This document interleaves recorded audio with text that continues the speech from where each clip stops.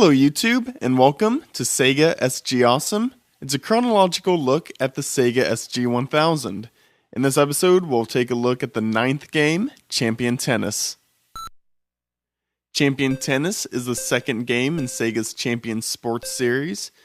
It's also the second in what I consider the early 80s Japanese console sports trilogy. Both the SG-1000 and the Famicom both started with tennis, golf, and baseball. Sega will complete this trilogy with their baseball game, which is game number 11. In comparing the SG-1000 to Famicom versions, the Famicom versions were always a lot better.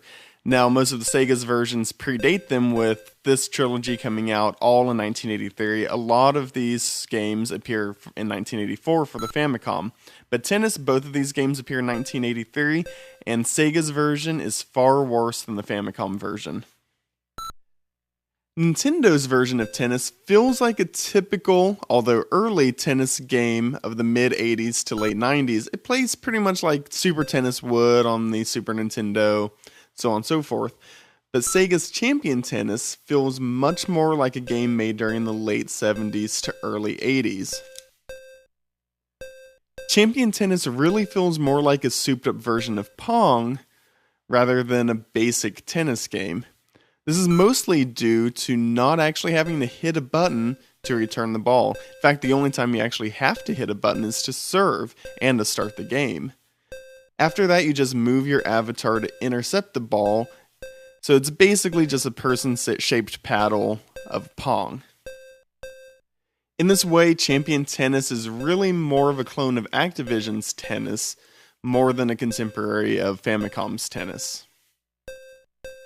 And unfortunately, this Pong mechanic conflicts with several parts of making a tennis simulation that they did put into the game.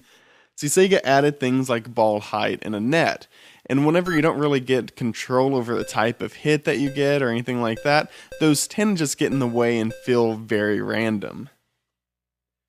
Given these shortcomings though, the game still maintains a lot of the fun that Pong maintains. In that way, this game is pretty good with a second player. As a one-player game, there's not a whole lot to offer.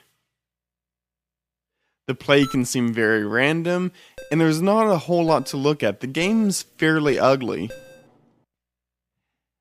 I think the look of the game can really be summed up by the color choice of the tennis court. I'm not really sure what's going on there. So, would I recommend Champion Tennis? Surprisingly, I probably would. You know, the SG-1000 doesn't have a lot of games that I would just wholeheartedly, hands down, recommend to people. It's just not one of those systems. In fact, most consoles, years in the line, don't have very many games like that. And the SG-1000 just really doesn't seem to have a Phantasy Star like the Master System does, where you can just recommend it to people decades later. You buy an SG-1000 because either you're a big Sega collector and you just want to have it as a mantelpiece, or you like these old games. The SG-1000 was very much a cousin to the ColecoVision.